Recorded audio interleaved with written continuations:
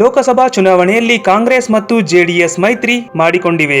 ಆದರೆ ಕ್ಷೇತ್ರಗಳ ಹಂಚಿಕೆಯ ಕಗ್ಗಟ್ಟಾಗಿ ಪರಿಣಮಿಸಿದೆ. ಎಐಸಿಸಿ ಪ್ರಧಾನಿ ಕಾರ್ಯದರ್ಶಿ ಹಾಗೂ ರಾಜ್ಯ ಕಾಂಗ್ರೆಸ್ ಉಸ್ತುವಾರಿ ಕೆಸಿ ವೇಣುಗೋಪಾಲ್ ನೇತೃತ್ವದ ಸ್ಕ್ರೀನಿಂಗ್ ಕಮಿಟಿ ಸಭೆ ದೆಹಲಿಯಲ್ಲಿ ನಡೆಯಿತು.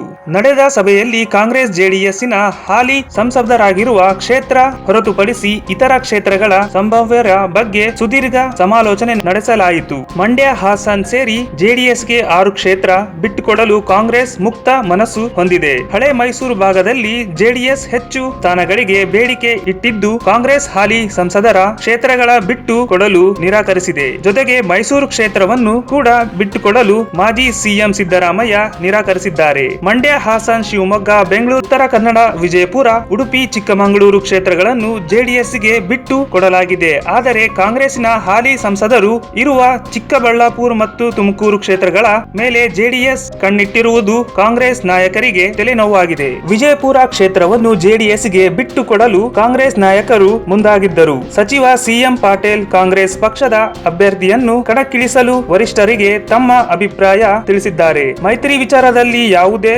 ಗೊಂದಲಗಳಿಲ್ಲ ಎಂದು ಹೇಳಲಾಗಿದ್ದರೂ ಸಭೆ ಮೇಲೆ ಸಭೆಗಳು ನಡೆಯುತ್ತಿದ್ದರೂ ಕೂಡ ಸಿಟ್ಟು ಹಂಚಿಕೆ ಕುರಿತು ಅಂತಿಮ ತೀರ್ಮಾನ ಕೈಗೊಳ್ಳಲು ಸಾಧ್ಯವಾಗುತ್ತಿಲ್ಲ. ಈ ವಿಡಿಯೋ ನಿಮಗೆ ಇಷ್ಟವಾದಲ್ಲಿ ಲೈಕ್ ಮಾಡಿ, ಶೇರ್ ಮಾಡಿ, ಸಬ್ಸ್ಕ್ರೈಬ್ ಮಾಡಿ.